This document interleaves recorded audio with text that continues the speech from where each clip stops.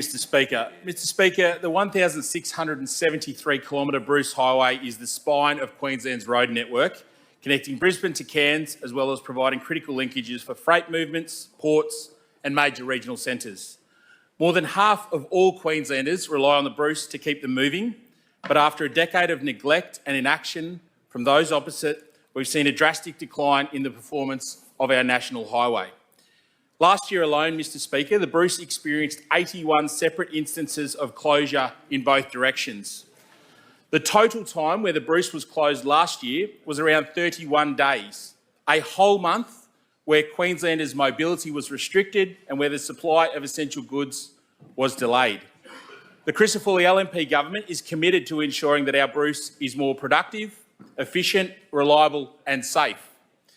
In delivering on that commitment, we've already got runs on the board within our first 100 days by re-establishing the Bruce Highway Advisory Council after the former Labor government axed it following just a handful of meetings. At the end of last year, Mr Speaker, I joined key industry stakeholders and regional representatives in convening the first of these Advisory Council meetings. Importantly, the membership consists of regional representatives, everyday Queenslanders from truck drivers to small business owners who rely on the Bruce day in and day out so that they can have their say on how we can best get on with the job of making the vital improvements that are needed. Mr Speaker, already through the advocacy of the Bruce Highway Advisory Council alongside the Crisafulli government, we were able to do what those opposite could not. We have restored 80/20 funding for our highway and alongside the Australian government have injected a total of $9 billion in additional funds for safety upgrades. Previous Labor transport ministers abandoned 80/20 funding for the Bruce, and as a result, Queenslanders have been worse off with investment in Queensland roads left on the federal government's table.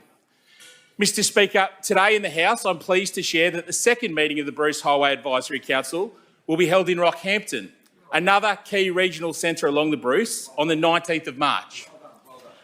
Bringing the Bruce Highway Advisory Council members back together to discuss how the Crisafulli government is looking to maximise safety outcomes through the delivery of the $9 billion program, giving them the chance to consider and provide advice on how we go forward. I know that this will build on their important role to date and support the Crisafulli government in delivering on our commitment to the Bruce and to our regional communities. Mr Speaker, unlike the Labor Party, we won't take Queenslanders for granted.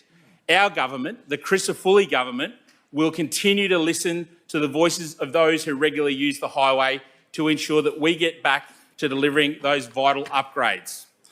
This $9 billion investment will focus on those sections of the Bruce Highway with the poorest safety records.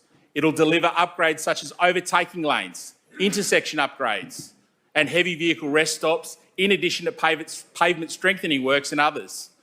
Mr Speaker, the Crisafulli government is doing all of this to ensure that the severity and the frequency of accidents are reduced. An improved safety record and a more reliable Bruce Highway means that families can be better connected. It means that Queenslanders will spend more time at home rather than commuting or sitting at a scene of an accident. It means that the goods and services that our regional and remote communities rely on will get to them when they are needed. And it means that the Bruce Highway can be a road that all Queenslanders can be proud of. Mr Speaker, Labor's decade of inaction and neglect is over.